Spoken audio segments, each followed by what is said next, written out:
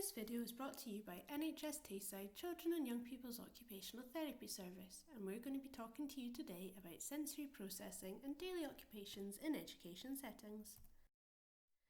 The aims of our session are to increase your confidence in adapting the environment and using strategies to meet your pupils' needs, and to provide ideas for strategies, equipment and useful resources for you to access in school.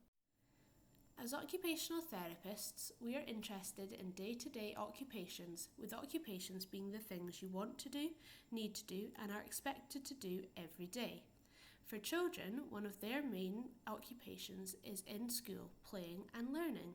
So things like doing their written work, cutting, and being able to get themselves changed for PE, being able to sit in the canteen and have lunch with friends, and being able to play in the playground are all occupations that can be impacted by sensory processing challenges. Within paediatric occupational therapy, we work on a tiered approach.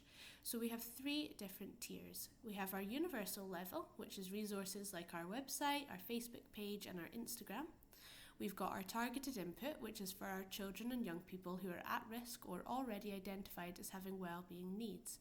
This is our training, consultations, corridor conversations, phone calls, and many emails that would all be at this targeted level. And then we've got our specialist level of intervention for those children and young people whose wellbeing needs cannot be met through universal or targeted provision. The evidence shows that increasing knowledge in those closest to the child has the most impact on managing their sensory difficulties.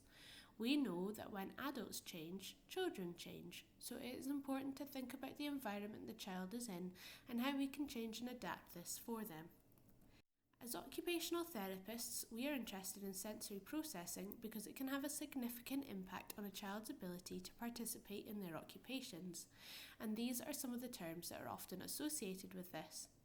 Some of you may have heard the term sensory processing disorder. However, this is an American term and is not a recognised diagnosis in the UK. In the UK, we would use terms such as sensory processing difficulties or sensory processing differences.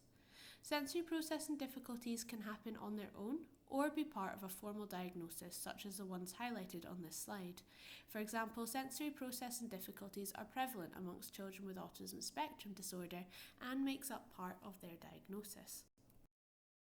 Before we talk about the individual senses, we have a slide here to help us think about the role of the brain and the responses you might see from children.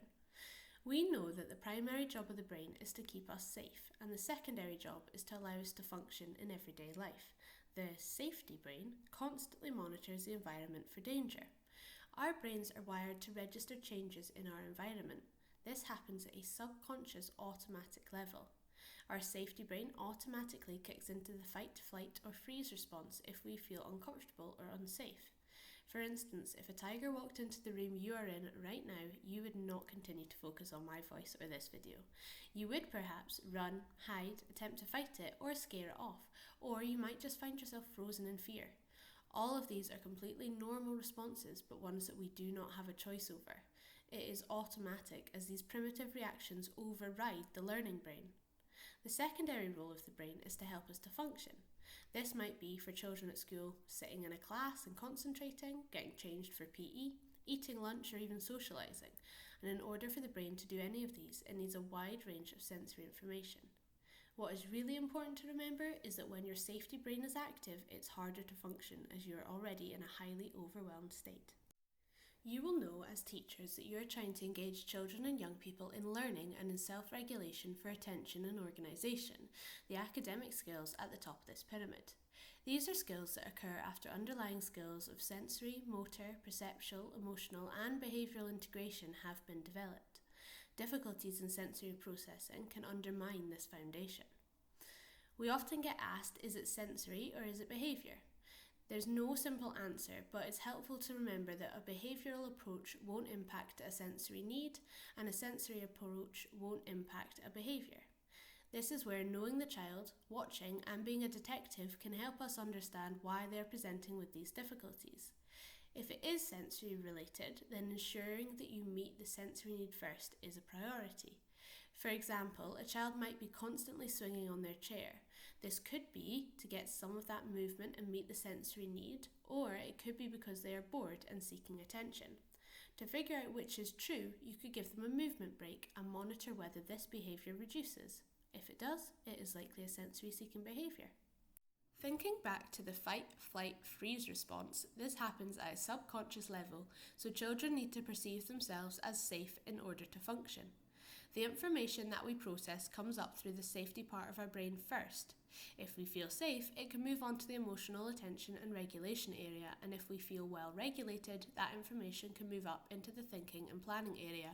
However, if we don't feel safe, that information won't get any further. This just shows why we need to feel well regulated and safe before we can function. So here we have the 5 senses you're probably most familiar with: hearing, taste, smell, vision and touch. This sensory information is received from the world around us. Hearing. Our ears gather auditory information about the sounds within your environment, things like passing traffic noise, children chatting in the corridors or a voice speaking to you. Seeing. Our eyes collect information from visual stimuli in the environment, the things we see, their shape, their size, their position and changes in light levels. Tasting, our gustatory system, is made up of receptors on the tongue and within the mouth, and they detect the different substances we put into our mouth and help make sense of them. Taste, the tactile and smell systems all work really closely together when we are eating and experiencing food. Smells, our olfactory system, is the information gathered from our nose. This alerts us to potential dangers such as gas or smoke. This information is processed near to the memory centre in our brain and can trigger an emotional response associated with our stored memories. And finally, our tactile system. It's our largest system. It's not just what we touch with our hands, but also what we experience through receptors across our whole skin system, which detect environmental factors such as room temperature and if things touch our skin and how that makes our skin feel, for example, tickly or painful. We do, however, have a further 3 sensory systems, and the 3 on this slide help us process sensory information which comes from within us. First, we have our proprioception sense. This is related to body awareness and it gets information from receptors in our muscles, ligaments, tendons and joints and all the bits underneath our skin. It lets us know the position of our body parts and our position in space without needing to look. It is especially helpful for efficient movement and helps with determining the correct amount of force to use when carrying out a task, such as grasping an object or throwing and catching a ball. Proprioception can have a calming and organising effect on our central nervous system and can actually help override responses to other senses, so it is one to remember when we start to think about the senses in a little bit more detail. Vestibular or balance system is the information that our brain gathers from some fluid in our inner ear. This helps the brain process different types of movement. For example, it helps to determine whether body is moving and which way up we are. We can also think about different types of movement and the effect that this can have on how we're feeling. Think about the difference in backwards and forwards movement versus rotational spinning movement. It works along with our proprioception and tactile systems for maintaining our posture, and because of where the vestibular system is located, it is also connected to our auditory sense. Then we have our 8th and final sense, interoception. This is the receptors in our organs, skin and muscles and how they tell our bodies how we're feeling. This produces sensations such as hunger, thirst, feeling hot or cold, tired, needing the toilet, feeling sick, feeling pain, feeling your heart beating or your breathing getting faster. It is linked to our emotional feelings and very important for our self-regulation, which is our ability to control the way we feel and act. Although we have talked about these senses separately, it is important to remember that these senses work together to help us function. If you think back to that slide on the job of the brain. Our brain needs a range of sensory information to help us to function, carry out the things we want to do, need to do, and have to do in everyday life. We're going to go back and talk about the brain and how these senses are processed. We have an example here of a child who's wanted to complete a maths job. The child has a broad range of sensory information to process, including the noise of his teacher teaching at the board, his peers chatting, the sensation of his clothes on his skin, the sun shining through the window, and information regarding his posture and balance. This sensory information from all 8 sensory systems is fed into the brain at a level beneath our conscious awareness. which includes information from both inside of us and around our environment and is demonstrated by the cars at the bottom. We have a filtering centre, which can be described as being like a toll gate in a system of cars. The toll gate filters out any of the unwanted or unnecessary sensory information as shown by the cars leaving the brain in this picture. This might be things like background noise outside a room when you're trying to concentrate, or the sensation of your clothes, or in this example, the sound of other children working. The rest of the sensory information is then sorted, processed, and allows the brain to send a signal to the body to carry out an appropriate motor or behavioural response, which can be seen by the child being able to focus on the task that they are doing at that moment. But we know that doesn't always happen. Sometimes the filtering centre or toll gate of the brain filters out too much of the information coming from the senses. Imagine the child in the same situation as before. He has the same amount of sensory information coming into his brain, but the toll is filtering out too much, including some of the information that is necessary for him to be able to focus on the task, such as body awareness. This means there is very little sensory information available for processing and sorting, and the brain does not have enough to perform the correct action as a result. It could be that there are two scenarios in this situation. One is that a child seeks more sensory input, albeit below the level of consciousness, so the child is not making a choice. In this situation, the brain tends to look for more information rather than accept that it does not have enough. For instance, the brain may send a signal for the body to move or to make noise, as that is a way of increasing the available information from the senses, such as children who hum or play with something when listening to the teacher. The second reaction may be that a child seems lethargic, understimulated, or waiting for more sensory input to help them, as there is nothing left for them to attend to. In this slide, we have a similar scenario as the previous one. The child is still trying to focus on his maths problem. However, this situation, the filtering centre or toll gate does not filter out enough of the irrelevant information from the senses. This is shown by the small number of cars leaving the brain in the picture. This means that there is too much information for the brain to process, and it cannot be done in an ordered or structured way. The brain cannot make sense of the information in order to tell the body what to do. Again, there might be two scenarios, which are an unconscious response by the child and therefore not a choice. One is that a child might experience feelings of being overwhelmed and may go into fight, flight, or freeze mode and cover their ears or hide under a table to actively avoid some of the stimulus. The second is that the child may try to react to every stimulus and appear very distracted and busy. They may be slow to react to other instructions as they are too busy reacting to everything else, such as the sound of a ticking clock. We know that most individuals will go through having all three of the states on this screen at different points throughout the day, depending on a whole range of factors. As occupational therapists, we talk about being in a just right optimal state. This means we are at the right level of arousal to carry out the task or activity that we need to do.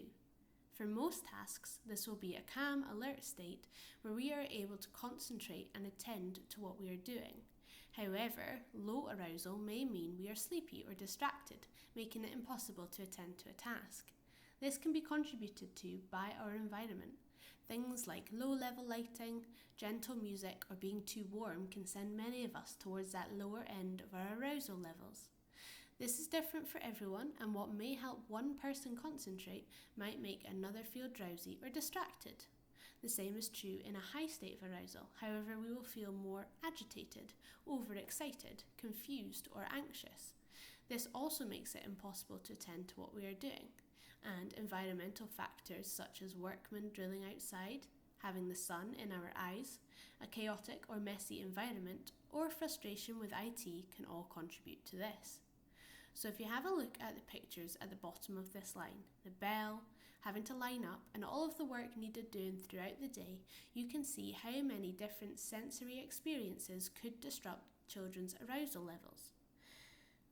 To add to this, many of the children that we see find it more difficult to get into and stay in that just right state and have a much narrower range where they feel calm and alert. This is because their sensory systems can over or underreact to the environmental cues around them, making it much more difficult to attend to any given task. A busy or noisy environment may make it difficult for some children to remain focused on tasks, as they cannot filter out the additional information their brains are processing, which sends them into a high level of arousal. Other children may not register enough additional information and remain in a state of low arousal, and this can happen with all of our senses. Let's take a minute to think about our own sensory systems. Do you find yourself chewing on pen lids, your nails, or chewing gum when you're nervous or trying to concentrate? Do you sit with one leg crossed over the other and bounce your foot? What about fidgets? Are you doodling whilst listening to me talk? Or maybe playing with a paperclip or a pen or something that you've got on the desk? These are all sensory-based behaviours which ultimately help to provide the brain with the information you need in that given moment to concentrate, focus and listen. But how does it feel when you notice someone else doing it? This is a good time to remind us all that we only need to change behaviour caused by sensory differences if it is impacting on the child's ability to complete their occupations. If the child is fidgeting but can still complete their jobs, that is ideal and shows that the child has a good awareness of their own sensory needs. What can we do? It's really important to have an awareness of sensory difficulties. We need to be a bit of a detective to find out what triggers certain responses. Think, what does the child's behaviour tell me? We can think about certain strategies that might help, and avoidance isn't always the best thing to do. We need to think about how we can prepare children. Ultimately, this means being creative to identify things to try and ways to implement these things to suit both the child and your class.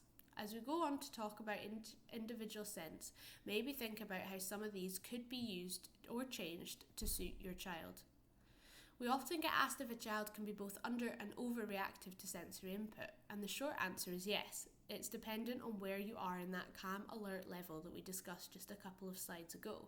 For example, if you're completely regulated in that calm and alert state, lining up will be fine. But if you've just had a fallout with one of your friends, you didn't have your snack and you don't want to go to class, lining up will be more challenging. We're going to start with the proprioceptive sense, and this is information that our brains get from our muscles, joints and ligaments. We know that proprioception can have a calming, grounding and organising effect on our central nervous system, so it can actually override certain responses to other senses, which we will come on to later on. Most children will typically seek more proprioception, and we wouldn't see an overreaction to this. This means that most children require more proprioceptive input throughout their day-to-day life. So some things that you might see and notice is children having difficulty judging force, maybe running into people or things at speed, slamming doors, snapping pencils. They might be the ones who are asking for things to be tighter, heavier, or craving tight cuddles. It could be children who enjoy rough and tumble play or squeezing into tight spaces, such as between the sofa and the cushions. Or they might like chewing, whether that be chewing crunchy or chewy foods, or chewing their cuffs or pens and other non-food items. So what can you do? Step back and try and watch what the child already does to get this type of input. For preschoolers, you could try getting the child to push toy boxes, give them bear hugs, get them to wear a weighted backpack that's full of toys or books, try wheelbarrow walks, or have sweeping, pushing and pulling activities available for them to engage with. For school-aged children, you could try getting them to do wall chair push-ups, yoga, play pushing and pulling games, do some squeezing, use weighted input like a weighted lap pad or shoulder wrap for when they're sitting down, wrap them up like a burrito in a blanket, leaving their head and shoulders out, get them to fetch and carry books, jotters and other heavier items, do sensory corridors, or you could try full class yoga or movement to music breaks. You could get the child to try different seating positions and resistance bands on chairs to kick at. And you can also make sure that you allow strategies from home, such as jewellery or tight-fitting clothing. Remember, you know the child best and can tailor these to the child's preference. Use any of these strategies that would match what they need. This is an example of a child on the left who is seeking more sensory input. By giving them a task to do, whether it be yoga or carrying something heavy around school, you're giving them the sensory input that they are looking for to help them to function in a task. Proprioceptive input only lasts for a certain amount of time, so it needs to be provided regularly. Think about it as a cycle of proprioceptive input throughout the day. As the pictures show, think about what you already have in class or available to you, or what you could encourage a child to do before spending any money on items which could provide resistance or deep pressure. Our interoceptive senses are understanding of what we feel inside, the signals our body sends our brain, and how our brain interprets these signals. What you might see are children who are feeling as if they're always hungry, always needing to go to the toilet, or feeling pain or thirst sensations much more intensely than we might expect. Or you might see a child who's unaware of their internal signals, such as going to the toilet or being hungry. They may have difficulty identifying where the signal is coming from and could possibly mix those signals up. For example, they might say that they need something to eat, but in fact they need to go to the toilet. What you can do is encourage the child to notice, connect, and regulate. For preschool age children, you could try distraction, play a game or go for a walk. Try body awareness games like head, shoulder, knees and toes, or Simon Says, or do simple breathing games.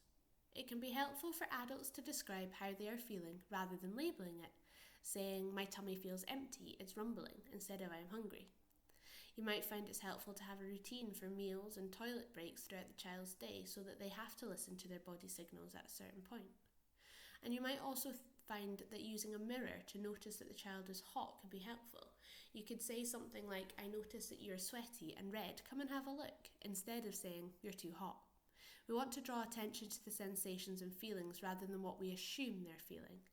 Encourage the child to take off a jumper, sit down somewhere cooler, and return to the mirror 10 minutes later to see what might have changed.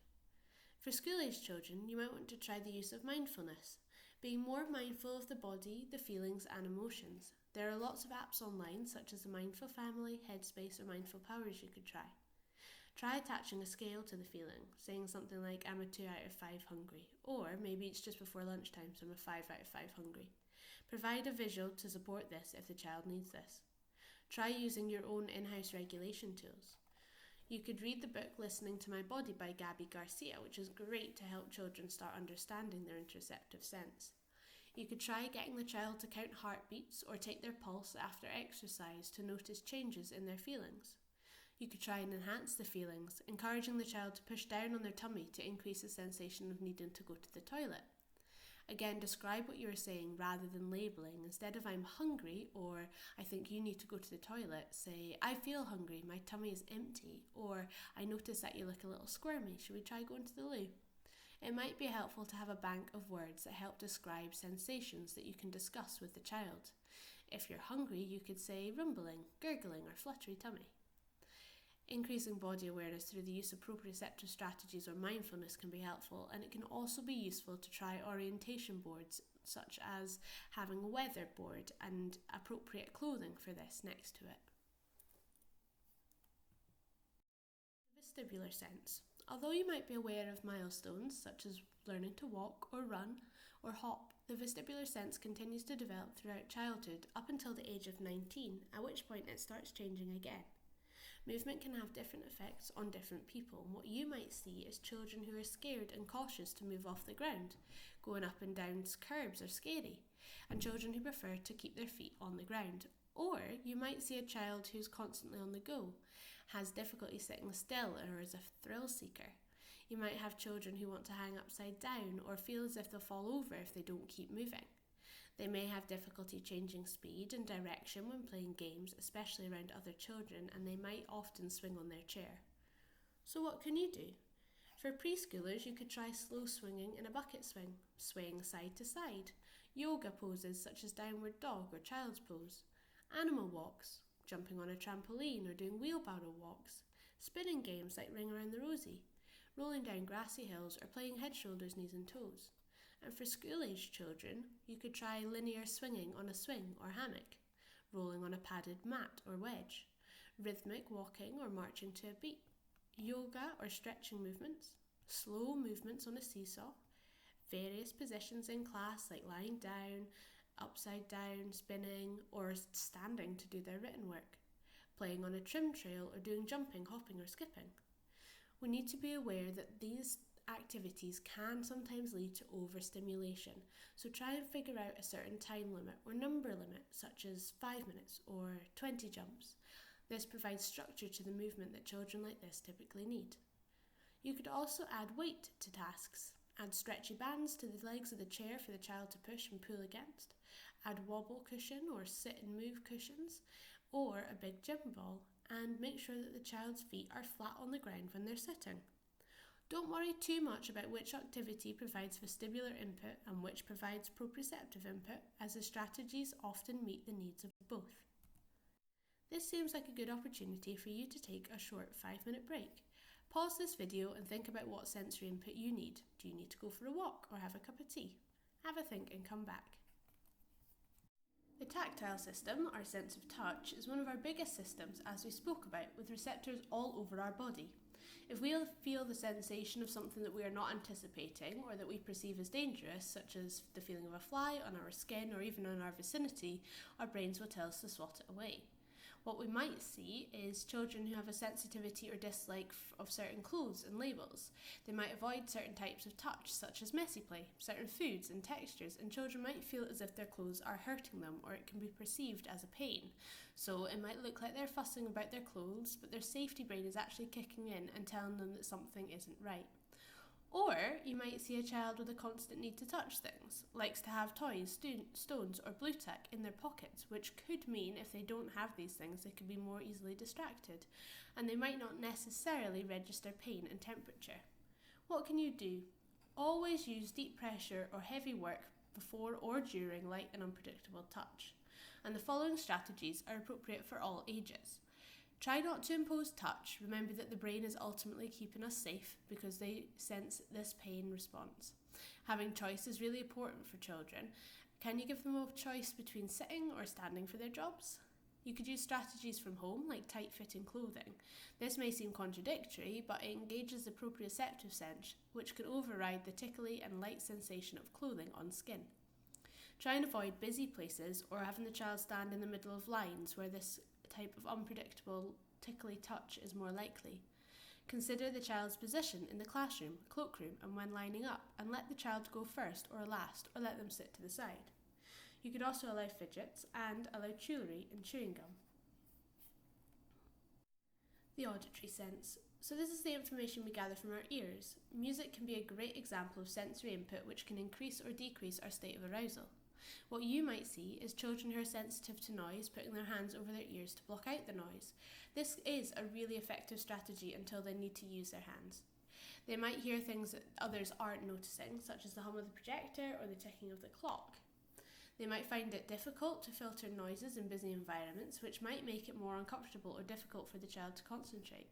And they might also make their own noise, which helps them to control and keep noises predictable. Often, our children who dislike noise the most are always the loudest. Or you might see that the child doesn't respond when you call their name, or that they don't hear noises that you think they should or that are designed to get their attention. Here are some things to try.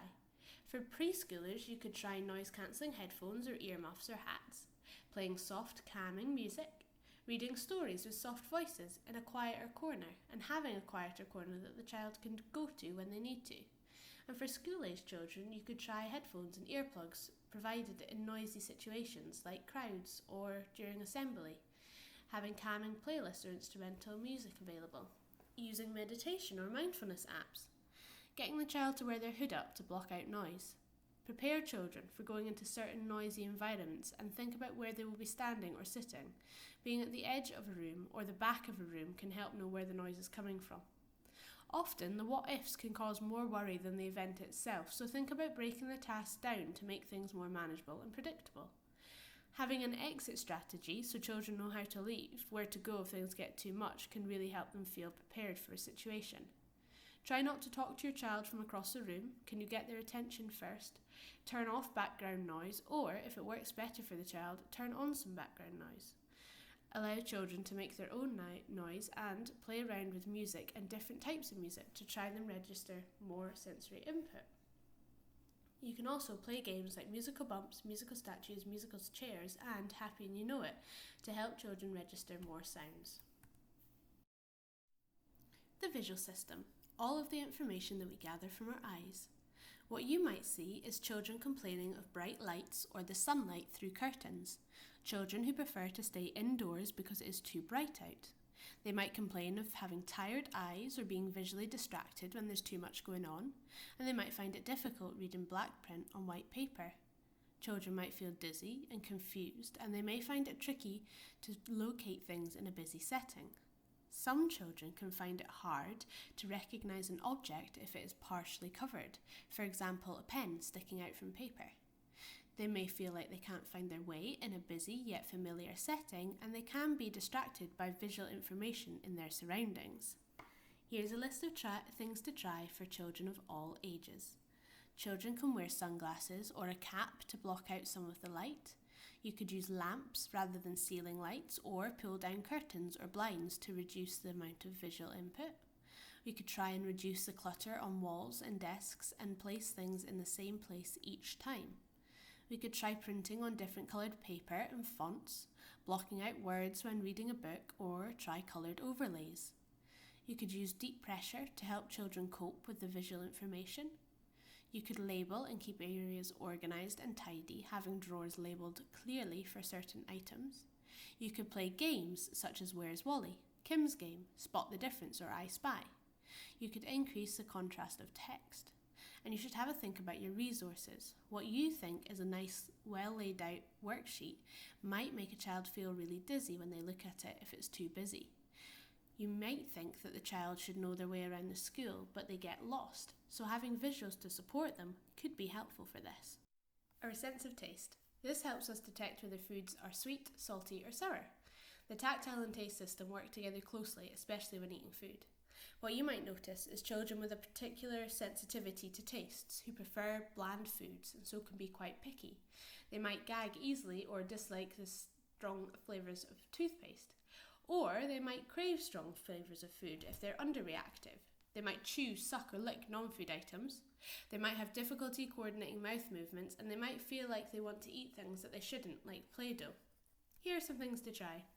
Recent studies show that it takes between 14 and 21 tries of food to become used to the flavour, so try having a gradual approach to introducing new tastes. Start with similar foods and expand with foods that the child already feels safe with. We know that children need to see, smell and touch foods before they will eat them, so work with having food close to them before we expect them to try them. Try not to use food as a reward and use non-food items to chew on. You could use deep pressure, which will have a calming and grounding effect before asking the child to eat something new. You could try changing the environment that they're being expected to eat in. Can the child try having lunch in a quiet room rather than the dinner hall? And be conscious of the strong food smells, which might influence whether the child wants to eat in that vicinity. You could also provide things for the child to chew on. Or, for our underreactive children, you might want to get them to suck yogurts or milkshakes through a straw. Expand their diet using the foods that they crave and seek, but by making them more intense, and try stronger flavoured foods. We also have our fussy eater training available on our YouTube channel. Our sense of smell. What you might see are children who are sensitive to smells and get easily overwhelmed, although this can be difficult to notice easily. They may be cautious when smelling food and other objects. They might avoid going to certain places or people due to smells, such as if the gym hall is used as a dinner hall. Children might feel sick when they come in contact with certain smells. Or, for an underreactive child, you might notice that they don't notice strong or unusual smells. They might smell objects or people more intensely, and these children might not recognise the food smells off. So, what can we do? Well, we can be a detective. A smell might not always be the most obvious reason for a child being uncomfortable, but it's definitely one to bear in mind.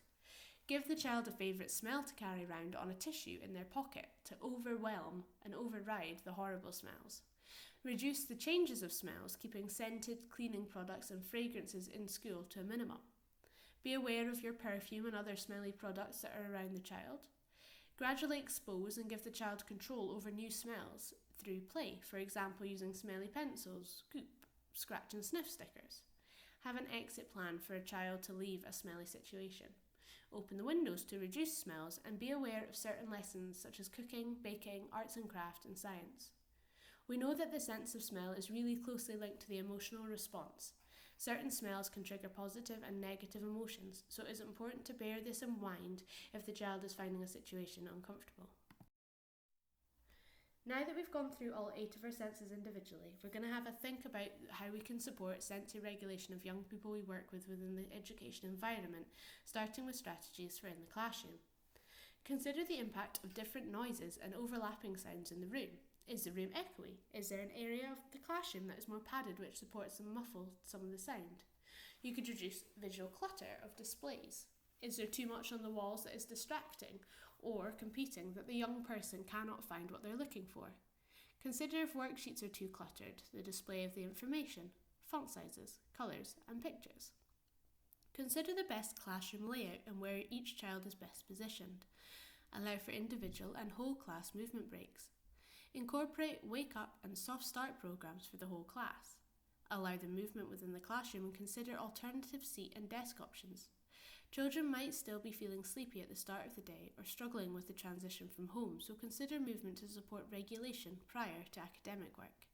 Prepare for transitions between tasks and check in on regulation. You could use a traffic light system, a coloured band which avoids the need to verbalise how children are feeled, or emotion monsters or characters from the Inside Out movie. Next up, we're going to be thinking about strategies for the cloakroom. To make it easier for our children, you could choose a peg for the child that is in the least busy part of the cloakroom. Try a peg at the end of the line. A seat can be useful for changing shoes if balance is tricky, particularly with a lot of people moving around the child and potentially pushing into each other. A storage box or shelf can also help organise pupils and their things. A visual checklist of what they need for class or what they need to take home can help organise their things, and we should allow access to the cloakroom and corridors when it's quiet if they're particularly sensitive to noise and light touch, either 5 minutes early or 5 minutes later than everybody else. Next up, we're thinking about strategies for the playground. We want to ensure there are quiet, covered areas for those who dislike bright sun, wind and rain. We want to have organised play activities for those who can't plan what to do. We want to have access to a buddy bench so children can find a friend if they want to. We want to try giving pupils a specific role or task to do in the playground, like bring out equipment or organise games. We try not to keep pupils in over break times to get work finished, as they're probably the children who need the movement break the most. It's good to provide equipment to promote vestibular and proprioceptive activities like bikes, scooters, balance games, circuits, obstacle courses, access to the trim trail during break and lunch times. We can allow pupils to be at the front or at the end of the line or to have a specific spot to stand on, and we can have a space that pupils can access if they feel overwhelmed. Now thinking about the strategies for the dinner hall. Prepare the child for going into the dinner hall. Make sure that they have their usual strategies with them, whether that's ear defenders, smell blockers, knowing that movement is allowed. Beware of the sensory information the child may have to deal with and allow for adjustments.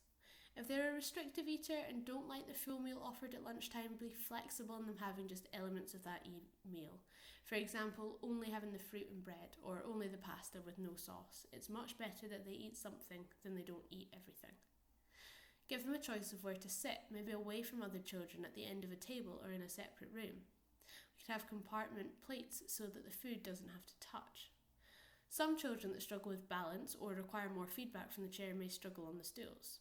Stools are often positioned quite close together, and some children that struggle with body awareness may intrude into other people's spaces without realising. They may also need extra space to avoid being bumped and brushed, which would trigger their touch system. And it can be really good for these children to have some extra time to eat.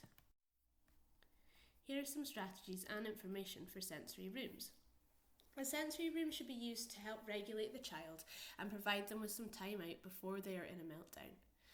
Time the use of these rooms appropriately. For example, don't take them at the point when they're at complete meltdown, and try not to use it as a reaction to negative behaviour.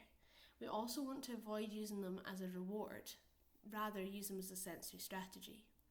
It can be helpful to have pictures to prepare the child of the room, have a range of resources from lights to different textures and darker, softer spaces so that the child can regulate calmly, and have a visual timer for how long the child is staying so that they can know what to expect and prepare for the next transition.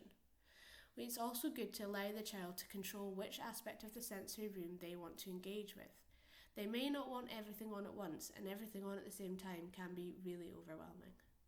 Here are some information and ideas for movement breaks. Movement breaks or brain breaks can use physical movement, mindfulness exercises, or sensory activities. They can support individual children, like giving them an errand to run to the school office, or handing out jotters, but similarly, the whole class can benefit from these opportunities to support children to be ready to learn. Any movement is useful. Skipping along the corridor, running up and down stairs, and going for a walk will meet all of these sensory needs. However, you could also try looking at YouTube for a variety of different movement break ideas. Cosmic Kids has yoga activities. Dough Disco is really good for fidget and brain break land. You could also look at Go Noodle, Wellness Way, Twinkle, Jungle Journey or Seaside Adventure for ideas of activities to do. You could play a game of Simon Says, do yoga, or have some movement break cards around the classroom. Think about what you currently use in your class and think about your proprioceptive sense. Any form of pushing and pulling and thinking about whether the activities calm or alert the brain or the body can be really helpful for our children. We have a new set of trainings on calming and alerting strategies, which is on YouTube, that you could watch for more support with this. Finally, we're going to give you some information and strategies for the corridor. Moving along the corridor is a great opportunity for movement break. Think about how you could increase the movement opportunities in this space. You could have footprints along the floor for walking, jumping, or sidestepping across. You could mark out boxes or rings on the floor to jump in. You could have a visual cue card on the wall with movement ideas. You could follow a line along the floor with heel-to-toe walking and jumping, etc. You could have handprints on the walls for wall push-ups, and you could have heavy bags or boxes to push and pull. Remember, it's important that everybody in the school is aware that movement breaks happen so that a child on a movement break doesn't get sent out to class prematurely. So we're going to leave you with these two main points. The two functions of the brain are first to keep you safe and second to function.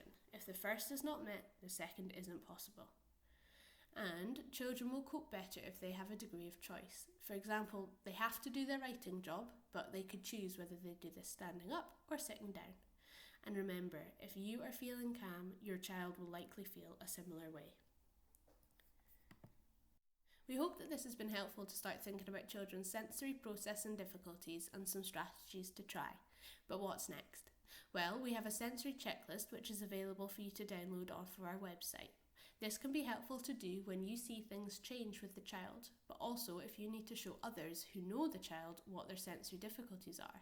So, asking home to also complete one can give you an indication of how children might present differently in different situations, and it also gives you an idea of what strategies to start with first.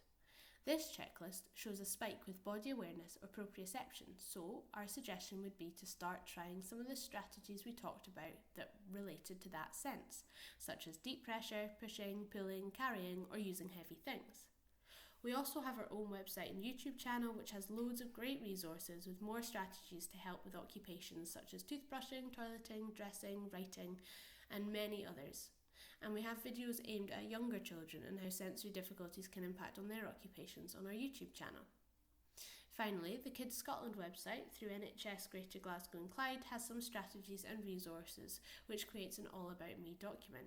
This can be quite lengthy but is a helpful resource if you need some additional information or if you want sensory strategies that are developed specifically for that child. The problem-solving tool is a little bit like the iceberg analogy, where the tip of the iceberg is the behaviour that we might see, but below are some of the contributing factors which may be causing that behaviour. This is a helpful resource to sit down and do with others and to think about some of the things you might want to try, as it can often be overwhelming to know where to start.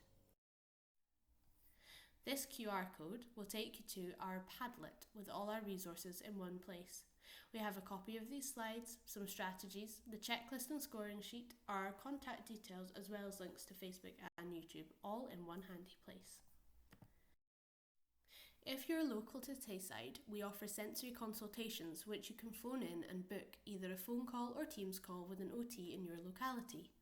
These are for you to have an opportunity to discuss with us any specific concerns or occupations that the child is struggling with and that their sensory processing is impacting on. We would advise that you try some of the strategies discussed in this training before contacting us for a consultation so that you can know what kind of strategies work for your child. Here are some online resources that have a variety of creative and innovative ways to implement some of the strategies we've talked about today, as well as some of the links to different NHS websites that have a wide range of resources for you to access. There are multiple ways for you to get in touch with us directly. Please don't hesitate to contact us if you need any advice or guidance with regards to children's sensory processing difficulties and their everyday occupations. Thank you for listening.